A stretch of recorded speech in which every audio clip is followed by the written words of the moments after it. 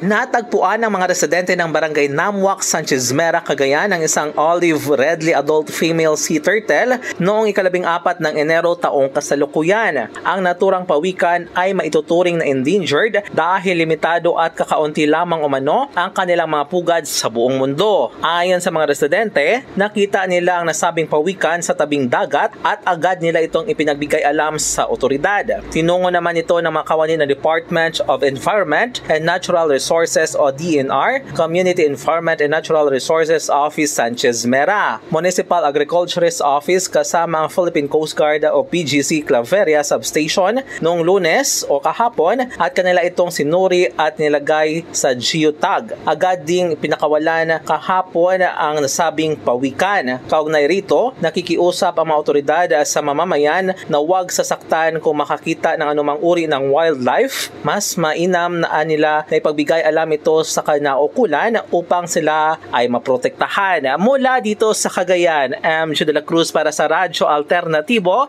Balita Nationwide.